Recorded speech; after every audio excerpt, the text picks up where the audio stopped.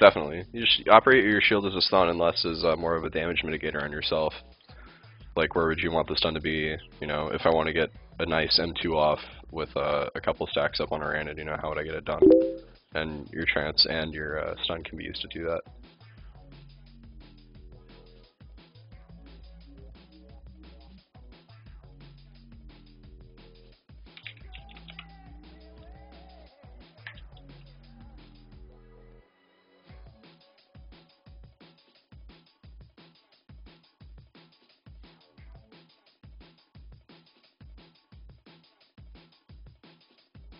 I do. I mean, I wouldn't say I'm a great Iggy player, but I can play him sufficiently. I would feel comfortable giving tips on an Iggy.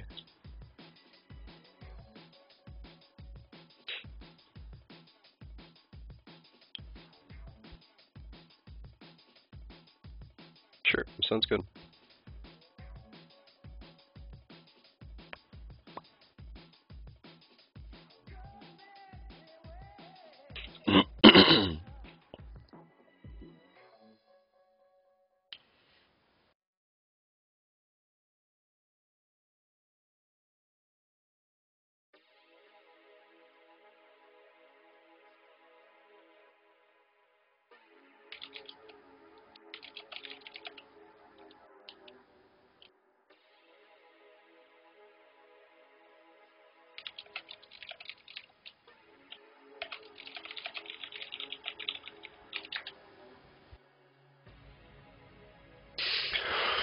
When you play this game, are you looking at the whole picture or tunnel visioning it? At times, tunnel vision is correct, but more often than not, it's better to be looking all around the screen. Kind of like you'll hear StarCraft players saying that, you know, you're rarely ever looking at the game itself. I mean, you are for micro and, you know, doing specific tasks on the screen, but otherwise you're monitoring your resources, switching between tabs quickly, monitoring your building, unit production. It's kind of the same thing on BLC. You, like, move, monitor your cooldowns, move, monitor your opponent's cooldowns, move, monitor your friendly's cooldowns, and of course monitoring your own back again. So I would say overall you're definitely looking at whole picture. Now, if you're like, now once you reach that stage, like you're operating on that platform of viewing your enemy's cooldowns and you see a gap in theirs, and you want to abuse that, then you can get pretty tunnel vision on, you know, a target that you need to start M1ing on. So that's when you like look at your screen and you start micromanaging. You know, 1, 2 M1s, and then throw your M2 to stack, blow up the stacks, and you know, doing your inhibi thing.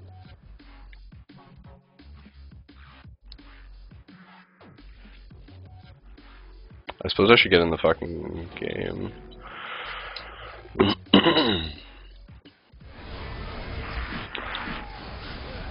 Didn't even notice that you guys were in a game.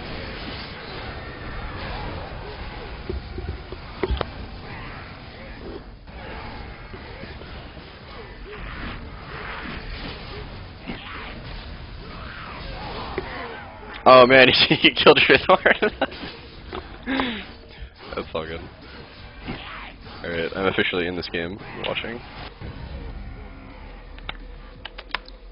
Now if he was being an asshole, +1 to you for creative beheading.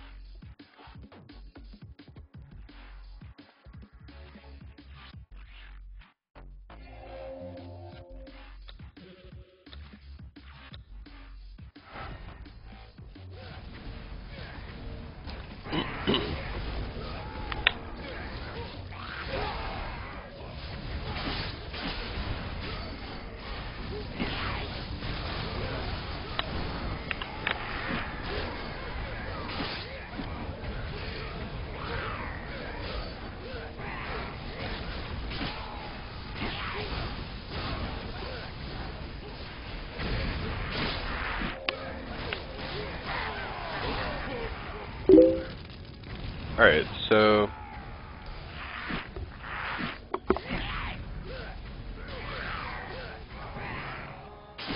thought someone was gonna walk in our room, so I figured I'd wait a second. Okay, so is Ghostly in here?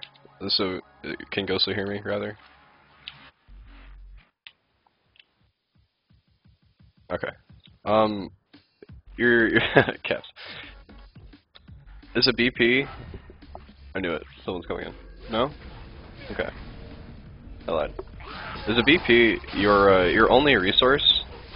Is like in the 3v3 scenario is your spacebar. Like the traditional saying as far as BPs go in threes is if you spacebar you die because it's easily predictable.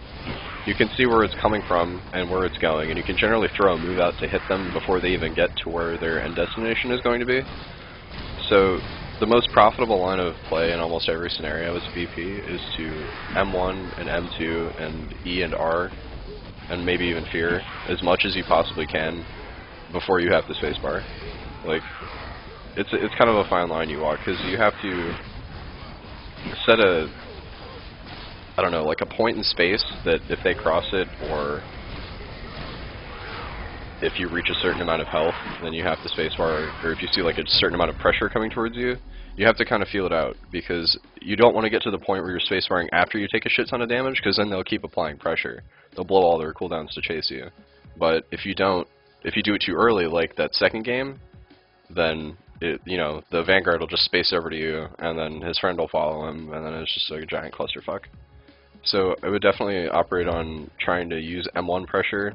It's harder that way for new players because if you can't land every M1 on a nearby target, then like it doesn't work as well as, I mean, obviously as it would if you were hitting every M1. Like a lot of the times M1 pressure is good enough to suffice as a cooldown to make them back up.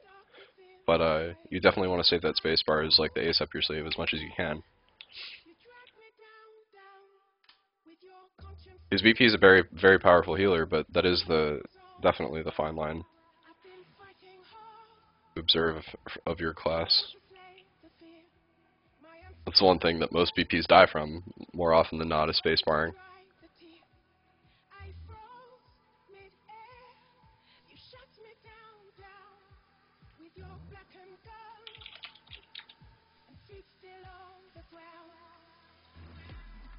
I didn't mean to open league.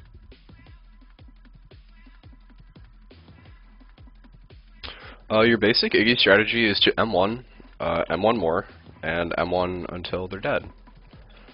Further developing on that, you typically don't want to blow any cooldowns until absolutely necessary, as is the way with most range bloodlines, maybe aside from like Seeker. But with Iggy, you're very good at defending melee pushes because of your like very, very hard trance, I guess I should say. Your phase out, which is your R, and you have like one of the longest knockbacks in the game. So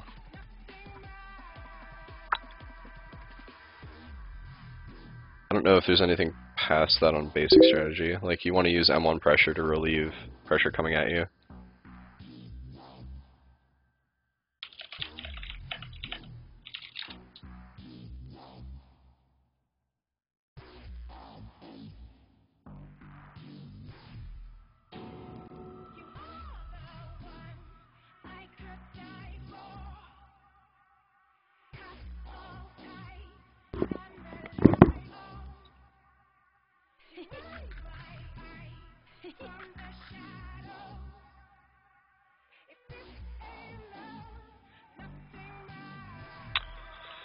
Generally, if you see someone, like a new tip to, or something to practice rather, would be melee pressure coming at you, and you trancing and allowing them to like pass over you, because they can pass through you when you're tranced. And then you just eat them back, and that's a really good way to get positioning advantage on particular people.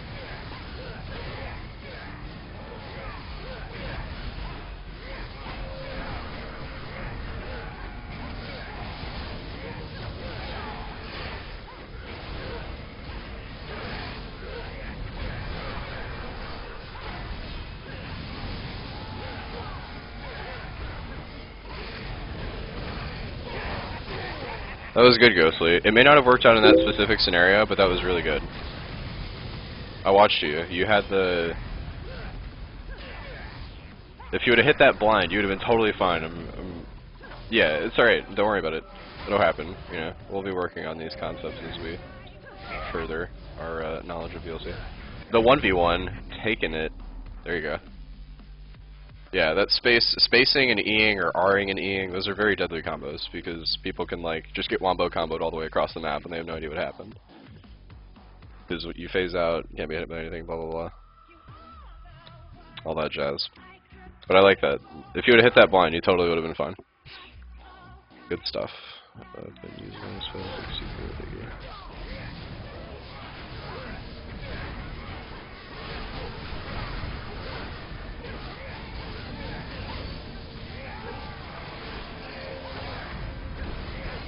I would definitely say don't be afraid to proactively R.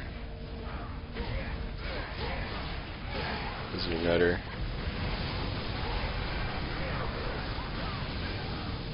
Good ult.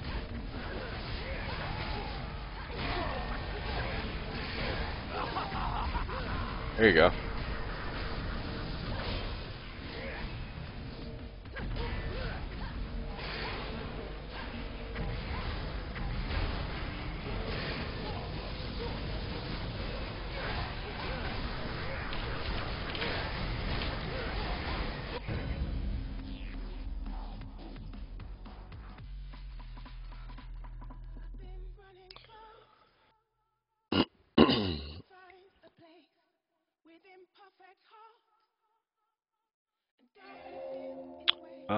I've seen you throw maybe 1 or 2 E's into the Vanguard shield, so I'd definitely monitor that cooldown more than, it's roughly 8 seconds, I think. I'll have to check the exact timing, but... yeah. It's gonna be your downfall.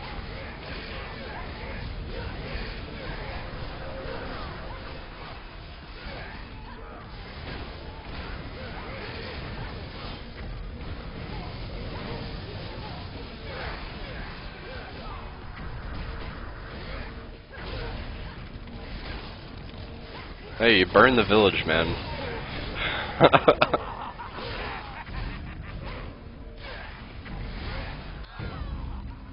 I would definitely advise both of you to heavily monitor the Igniter's M2, because I think he did the vast majority of his damage with that in that game. Yeah, he did well over half of his damage in M1s with his M2. Yeah, M2 and Shield are the big ones in this matchup. And Ghostly, I think it would be a good idea to practice, maybe not necessarily trying to out M1 people, but using your blind advantage to get maybe 2 M1s off at a time.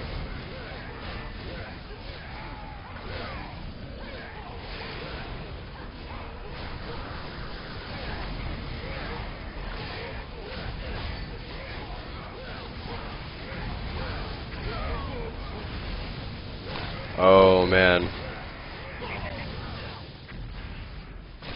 Bomb, bro. Okay, so I don't know if you could see it on your screen, but that Vanguard was at maybe 250 health. If you would have ulted around the barn, I don't know if you could see him or not. That's our best price promise. Click now for exclusive savings.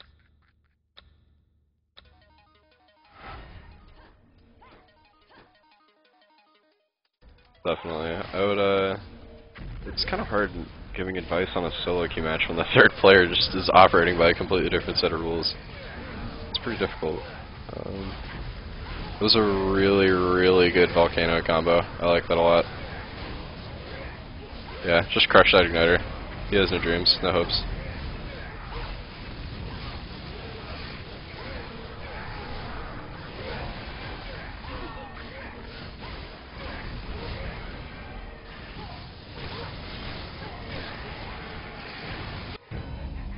Nice double kill.